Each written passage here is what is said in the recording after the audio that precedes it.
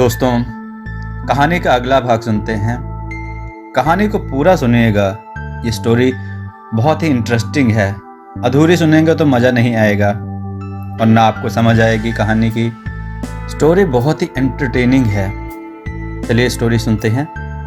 फिर बूढ़े बाबा रानी तोतैया से पूछते हैं कि हे सैनिक, यह तुमने अपने मुख से क्या उगल दिया है?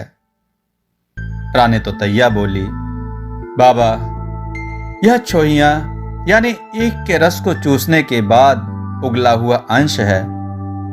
फिर बूढ़े बाबा ने कहा, ऐसे ही वो राजकुमार भी छोहिया हो गया है। तुम इसके पीछे मत भागो, अब वो तुम्हें नहीं मिल पाएगा। फिर रानी तोतैया ने कहा, यह आप क्या कह रहे हैं बाबा? बूढ़े बाबा ने कहा, मैं सच कह रहा हूं सैनिक, क्योंकि जिस राजकुमार को तुम ढूंढ रहे हो वो सुंदर नगर का राजकुमार सूर्य प्रताप सिंह है। बहुत पहले जब राजकुमार का जन्म हुआ था तो असुरी सेना ने सुंदर नगर पर आक्रमण कर वहां से राजा और रानी को मार डाला था।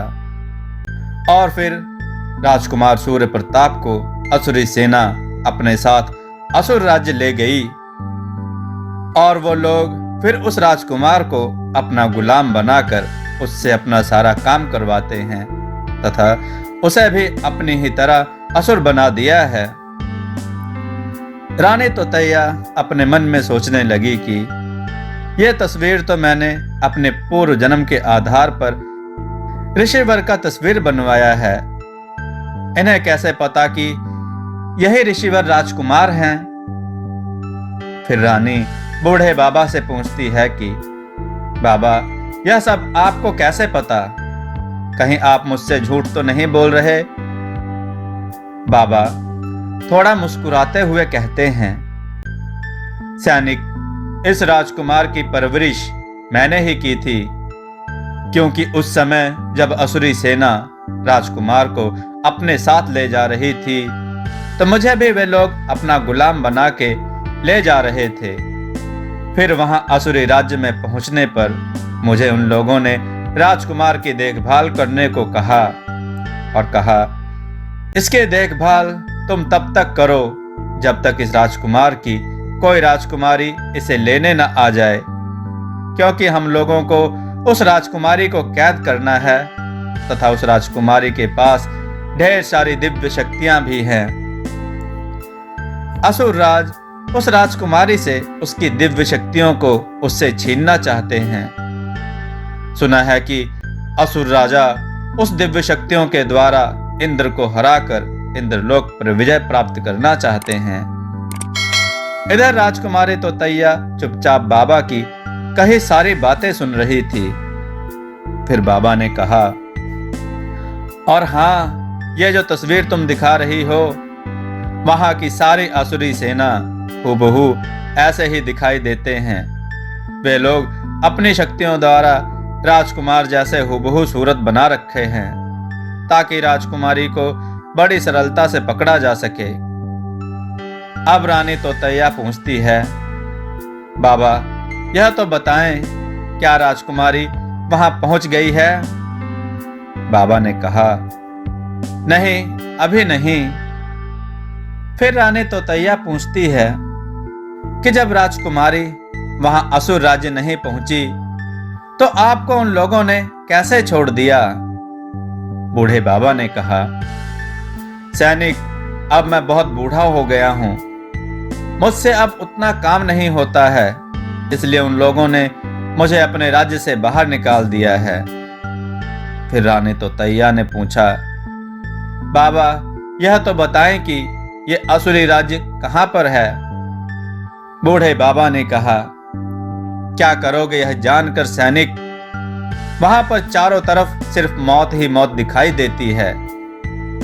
रानी तोतैया फिर पूछती है, बाबा, कृपया करके मुझे असुरी राज्य का पता बता दीजिए। बाबा ने कहा, सैनिक, वहां का पता मत पूछो, क्योंकि वहां जो कोई जाता है वहां की असुर सेना उसे अपना गुलाम बना लेती है और उसे खूब प्रताड़ित भी करती है। फिर रानी तोतैया ने बूढ़े बाबा से बहुत आग्रह किया कि बाबा कृपया करके मुझे वहां का रास्ता बता दीजिए। बाबा ने कहा, अच्छा, जब तुम वहां जाना ही चाहते हो तो सुनो, यहां से सीधे उत्तर की तरफ चलते जाना और वहां तुम्हें एक पहाड़ दिखाई देगा। तुम उस पहाड़ को पार करके फिर सीधे चलते जाना, फिर वहां घना जंगल दिखाई देगा और जब तुम उस जंगल को पार करोगे तो तुम्हें एक गुफा दिखाई देगी। फिर उस गुफा के अंदर चलते जाना। गुफा के रास्ते का द्वार हमेशा बंद रहता है, क्योंकि वहां असुर सेना हमेशा उस द्वार की रक्षा करती रहती है। लेकिन तुम उस रास्ते से मत जाना, नहीं तो तुम पकड़े जाओगे। उस गुफा के द्वार पर के दाहिने तरफ से एक छोटा सा रास्ता है। उस छोटे से रास्ते से जाना तुम, तो तुम्हें वहां एक छोटा सा द्वार पत्थरों से ढका हुआ दिखाई देगा। फिर तुम उस पत्थर को बड़े सावधानी से बिना आहट के हटाना।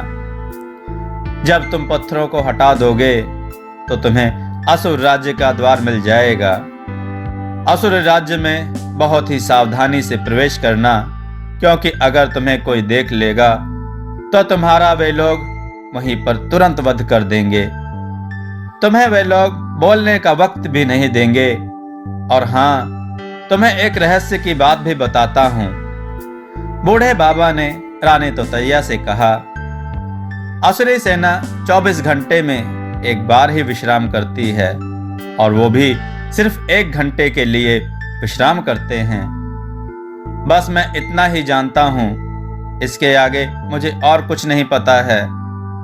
इधर रानी तोतैया बाबा से आज्ञा लेकर उत्तर दिशा की तरफ बढ़ने लगती है। जब वह कुछ ही दूर पर गई थी तो उन्हें ऐसा लगा जैसे उनका कोई पीछा कर रहा है, और वह पीछे मुड़कर देखने लगती है, पर उन्हें कुछ दिखाई नहीं देता। और वह सोचने लगती है कि कौन मेरा पीछा कर रहा है। जब रानी तोतैया थोड़ी दूर और आगे गई तो उन्हें फिर लगा जैसे उनके पीछे पीछे कोई आ रहा है। तभी रानी तोतैया बिना पीछे मुड़े अपनी तलवार निकालकर उस अदृश्य परछाई पर वार कर देती है। इधर वह अदृश्य परछाई तेज आवाज में कराहने लगता है। फिर रानी तोतैया उस अदृश्य परछाई से कहती है, कौन हो तुम? मेरे सामने अभी प्रकट हो, वरना मैं तुम्हें मार डालूंगा। अदृश्य परछाई फिर रानी तोतैया के सामने प्रकट होता है और रानी तोतैया को प्रणाम कर कहता है, मुझे आपकी रक्षा करने के लिए आपके पिता महाराज ने भेजा है। रानी तोतैया कुछ सोचते हुए, पर पिताश्री के पास ऐसी कोई सेना या शक्ति नहीं है, तुम झूठ बोल रहे हो। फिर वह अदृश्य परछाई ने कहा, नहीं रानी तोतैया, मैं झूठ नहीं बोल रहा हूं। चाहे तो आप अपने मन की दृष्टि से मुझे देख सकती हैं। आपके जन्म के समय से ही आपके पिता श्री महाराज ने मुझे अदृश्य होकर आपकी रक्षा करने के लिए कहा था, और तब से लेकर आज तक मैं आपकी रक्षा करता आया हूं और आगे भी करता रहूंगा। रानी तोतैया कुछ सोचते हुए कहती है, मुझे राजमहल में किससे खतरा था, पर मैं तो वहां पूरी तरह से सुरक्षित थी। फिर अदृश्य परछाई ने कहा, महाराज के अनेकों शत्रु थे जो आए दिन किसी न किसी रूप में आप पर आक्रमण करते रहते थे, और इन सब में असुरराज भी आपको मारने के लिए किसी न किसी रूप में राजमहल में प्रवेश करने की कोशिश करते रहते थे। इसलिए महाराज ने मुझे अदृश्य रूप में आपकी रक्षा करने के लिए कहा था। फिर रानी तोतैया ने कहा, ठीक है, अगर पिता महाराज ने तुम्हें मेरी रक्षा के लिए भेजा है तो तुम अदृश्य होकर मेरे पीछे पीछे चलो। इधर महाराज चंद्रमुनि और महारानी जानकी देवी अपने कक्ष में चिंतित अवस्था में बैठे हुए हैं। दोनों अपनी पुत्री के विषय में सोचते हैं कि पता नहीं हमारी पुत्री किस अवस्था में होगी, पता नहीं कुछ खाया पिया होगा कि नहीं। इतनी नाजुक सी हमारी पुत्री इतने कठिन रास्ते पर निकल पड़ी है, पता नहीं उनको उनकी मंजिल मिली है कि नहीं। हे भगवान, हमारी पुत्री की रक्षा करना। उधर रानी तोतैया उत्तर दिशा की तरफ चलते चलते बीच जंगल में पहुंच जाती है और वहां उन्हें भूख लगती है। फिर वो थोड़ी देर रुककर अपने चारों तरफ देखती है। तभी उन्हें उस जंगल में एक पेड़ जो फलों से लदा हुआ दिखाई देता है। रानी तोतैया उस पेड़ के पास जाकर एक फल तोड़कर जैसे ही खाने जाती है तो वह अदृश्य परछाई रानी को फल खाने से रोकता है और कहता है, रानी तोतैया, कृपया करके पहले यह फल आप ना खाएं। इस फल को पहले मुझे चखने दीजिए, क्योंकि हो सकता है यह फल जहरीले हों। इतना कहकर जैसे ही सैनिक ने फल खाया वह तुरंत मूर्छित हो गया। इधर सैनिक को इस प्रकार बेहोश होता देखकर रानी तुरंत समझ गई कि यह कोई मामूली फल नहीं है। इस फल को जो खाएगा वह मूर्छित हो जाएगा। फिर रानी तोतैया ने उस पेड़ से कुछ फल तोड़कर अपने साथ रख लेती है। इधर सैनिक को होश आते ही रानी ने वहां रुकना उचित नहीं समझा और अपने अदृश्य सैनिक के साथ वह तुरंत वहां से रवाना हो गई। फिर रानी ने रास्ते में कहीं रुकना उचित न समझा और सरपट सरपट अपने घोड़े को दौड़ाती गई अपने मंजिल की तरफ। और फिर जैसे ही रानी तोतैया जंगल पार कर लेती है तो उन्हें एक गुफा दिखाई देती है। फिर वो गुफा के अंदर जैसे ही प्रवेश करने जाती है तो वहां उन्हें कई तरह के जानवर, सांप, बिच्छू, गोजर आदि दिखाई देते हैं। वह बड़े ही सावधानी से गुफा के अंदर प्रवेश करने लगती है। उसने सबसे पहले अपनी दिव्य शक्तियों द्वारा अपना रूप हूबहू असुरी सेना जैसा बना लिया। फिर रानी तोतैया ने अदृश्य परछाई से कहा, तुम अदृश्य बनकर मेरे पीछे पीछे रहना और जब तक हम ना कहें तुम अपनी वाणी से आवाज मत निकालना। जैसे हम कहें तुम वैसे ही हमारी आज्ञा का पालन करो। अदृश्य परछाई ने कहा, जी रानी। फिर गुफा के छोटे द्वार से रानी और अदृश्य परछाई बड़े ही सावधानी से असुरी राज्य में प्रवेश करते हैं। और जैसे ही रानी असुरी राज्य में प्रवेश करती है तो वहां देखते हैं कि सब असुर सेना एक युवक को घेरे हुए रहते हैं और उस युवक को वे लोग अपने पैरों और हाथों से खूब मारते हैं और कहते हैं कि यहां से भागने का प्रयास करोगे? बताओ तुम्हारी हिम्मत कैसे हुई यहां से भागने की? फिर उस युवक को एक असुर सैनिक ले जाकर कैद खाने में बंद कर देते हैं। इधर रानी तोतैया चुपके से जाकर असुर सेना में घुल मिल जाती है और उन्हें कोई भी असुर सैनिक पहचान नहीं पाता। फिर कुछ समय पश्चात एक असुर सैनिक भोजन और पानी लेकर उस युवक के पास जाने लगता है। तभी दूसरे असुर सैनिक ने आकर उस असुर को कहने लगता है, तुम्हें महाराज असुरराज जल्दी से दरबार में बुला रहे हैं। फिर वह भोजन और पानी लेकर पास ही खड़ी रानी से कहता है, ऐ सुनो, यह भोजन और पानी ले जाकर उस युवक को दे दो, कहीं वह बिना खाए पिए ही मर ना जाए। अगर वह मर गया तो महाराज मुझे ही दंड देंगे। फिर रानी ने उस असुर से भोजन पानी लेकर वह राजकुमार सूर्य प्रताप सिंह की तरफ चल देती है। जैसे जैसे रानी तोतैया के कदम राजकुमार की तरफ बढ़ रहे थे वैसे वैसे ही रानी तोतैया के दिल की धड़कनें भी बढ़ती जा रही थीं। जब रानी राजकुमार के पास पहुंची तो राजकुमार की यह दशा देखकर वह तुरंत समझ गई कि यही राजकुमार सूर्य प्रताप सिंह है। फिर वह राजकुमार को भोजन और पानी देती है। इधर रानी तोतैया अपने मन में कुछ सोच विचार करके बड़ी हिम्मत करके राजकुमार से पूछती है, कि क्या आप ही राजकुमार सूर्य प्रताप सिंह हैं? अपना नाम इस प्रकार सुनकर वह युवक बड़े आश्चर्यचकित होकर असुर रूप में रानी तोतैया को देखने लगता है और हाँ में अपना सिर हिलाकर जवाब देता है।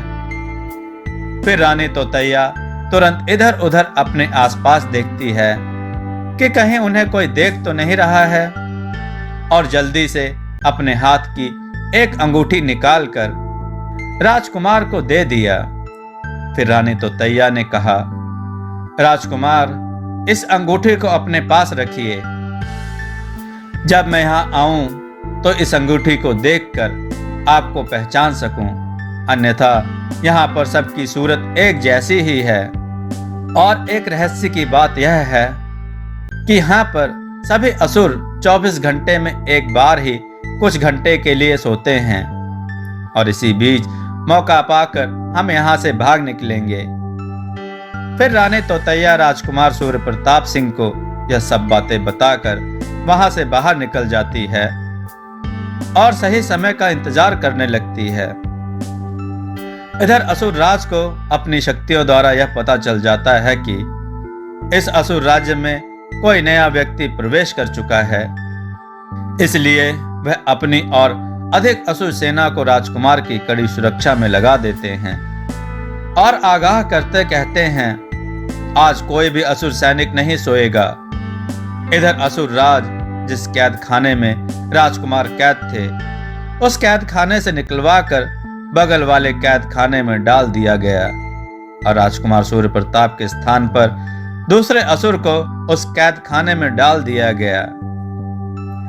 उधर रानी तोतैया सही समय के आने का इंतजार कर रही थी। इधर काफी समय बीत भी गया था। असुरी सेना अब और ज्यादा सावधान हो गई थी। रानी तोतैया अपनी योजना अनुसार फूंक फूंक कर एक एक कदम बड़ी सावधानी से रखती थी और वह सोचती थी कि कहीं असुर सेना को उनके यहाँ आने का आभास न हो जाए। इधर कई दिनों तक असुर सेना सोई ही नहीं और आखिर कब तक असुर सेना जागती रहती। फिर अब एक दिन वह समय आया जब एक एक कर सारी असुर सेना निद्रा के आगोश में चली जा रही थी और वह अपनी निद्रा को नहीं रोक पा रहे थे। जब लगभग सारी असुर सेना निद्रा की आगोश में चली गई, तब रानी तोतैया ने झटपट सही मौके का फायदा उठाया और वह राजकुमार के पास गई जहां पर वह कैद थे, मगर वह देखती है कि राजकुमार अब उस स्थान पर नहीं है। फिर वह इधर उधर सबसे नजरें बचाकर राजकुमार को ढूंढने लगती है और तभी उन्हें बगल वाले कैद खाने में राजकुमार दिखाई देते हैं और वहां पर राजकुमार के साथ तो कई असुर सेना भी थी जो उनकी कड़ी निगरानी कर रहे थे। तभी रानी को एक युक्ति सूझी। वो अपने साथ ले आए हुए उन फलों को अपने हाथ में लेकर कैद खाने में प्रवेश करती है और कहती है, अरे सुना है कि यह फल अगर कोई खाएगा तो बहुत ही बलशाली हो जाएगा, वह कई दिव्य शक्तियों का स्वामी भी बन जाएगा, फिर युद्ध में उसे कोई भी हरा नहीं पाएगा। इधर असुर सैनिक भी बहुत चालाक थे। उन्होंने रानी तोतैया से कहा कि तुम हमें बेवकूफ बना रहे हो, यह फल खाने से भला कोई बलशाली कैसे हो सकता है, और यह फल तुम्हें किसने दिया और क्यों? रानी तोतैया ने कहा, यह फल मुझे यहाँ के राजगुरु ने दिया है और उन्होंने कहा है कि अगर यह फल मैं खाऊंगा तो यहाँ जितने भी असुर सैनिक हैं उन सब में मैं सबसे बलशाली हो जाऊंगा। अगर तुम्हें विश्वास नहीं होता है तो यह फल मैं खा जाता हूँ, फिर मत कहना कि यह फल मुझे खाने को नहीं दिया। और हाँ, मेरे पास बस इतने ही फल हैं और हर फल में अलग अलग शक्तियां हैं। इन सारे फलों को मैं अकेले ही खाऊंगा।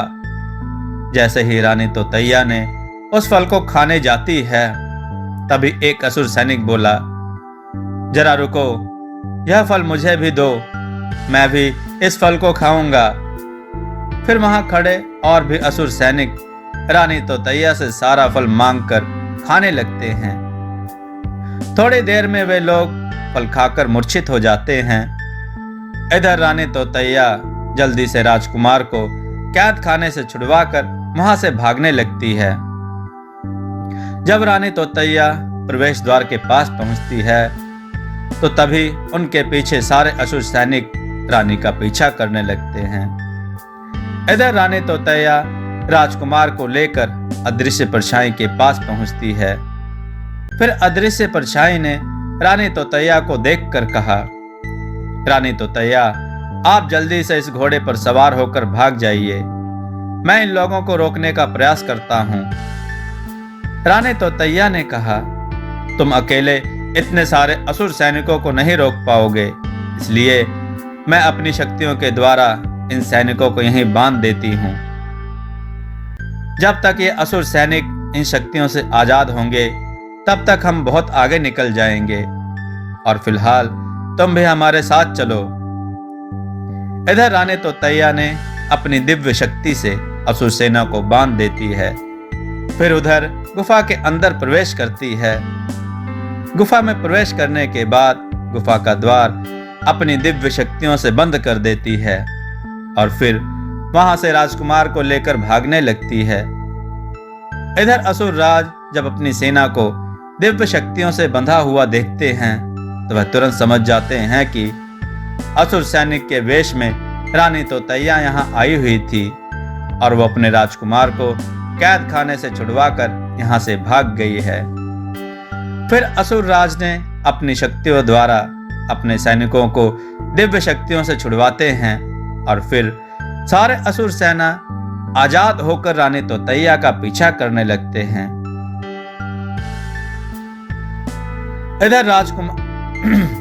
इधर राजकुमार को लेकर रानी तोतैया बीच जंगल में पहुंच जाती है और उनके समझ में कुछ नहीं आता है कि अब वह क्या करें।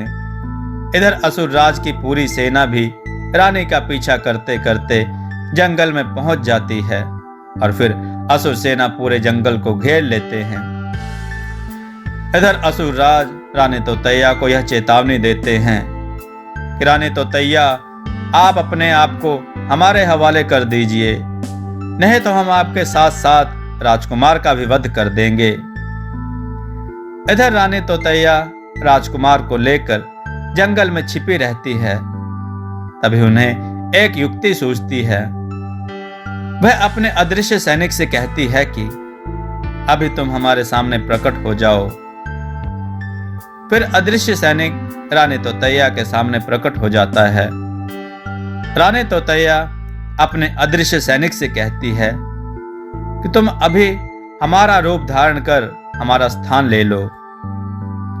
इधर अदृश्य सैनिक ने रानी तोतैया के कहने के अनुसार बिल्कुल वैसा ही किया जैसा रानी ने कहा था। फिर रानी तोतैया ने भी अपने आप को अपनी शक्तियों द्वारा अदृश्य कर फिर रानी तोतैया अपने आप को अपनी शक्तियों द्वारा अदृश्य कर लेती है और अपने अदृश्य सैनिक को आज्ञा देती है कि तुम असुर राज से कहो कि मैं अपने आप को आपके हवाले कर रही हूं, मगर मेरी एक शर्त है कि आप लोग राजकुमार सूर्य प्रताप सिंह को यहां से जाने देंगे। फिर असुर राज बहुत सोच समझकर कहते हैं, ठीक है, हम राजकुमार सूर्य प्रताप सिंह को यहां से जाने देंगे। वैसे भी हमें राजकुमार से क्या मतलब है, मुझे तो रानी तोतैया चाहिए। फिर रानी तोतैया अपने सैनिक से कहती है कि जब तुम्हें असुर राज यहां से ले जाकर अपने कैद खाने में डाल देंगे, तब सही मौका देखकर तुम उस कैद खाने से अदृश्य होकर भाग लेना, और ध्यान रहे तुम्हें कोई अदृश्य होते हुए देख न ले, नहीं तो असुर राज यह जान लेंगे कि तुम रानी तोतैया नहीं हो बल्कि तुम मेरे एक सैनिक हो, और वे लोग तुम्हारा वहीं पर तुरंत वध कर देंगे। फिर रानी तोतैया ने अपने सैनिक से कहा, अब तुम असुर राज से कहो कि राजकुमार सूर्य प्रताप सिंह को जंगल से बाहर जाने दें, तभी हम अपने आप को आपके हवाले करेंगे। इधर सैनिक ने रानी तोतैया की आवाज में असुरराज से वैसा ही कहा जैसा रानी तोतैया ने कहने को कहा था। फिर इधर असुरराज राजकुमार को जंगल से लेकर बाहर जाने की राजकुमार को जंगल से बाहर जाने की आज्ञा देते हैं। तत्पश्चात असुरराज को यह पता नहीं था कि रानी तोतैया भी अदृश्य रूप से राजकुमार सूर्य प्रताप के साथ जंगल से बाहर निकल जाती है। उधर असुरराज रानी तोतैया के रूप में जंगल में खड़े सैनिकों को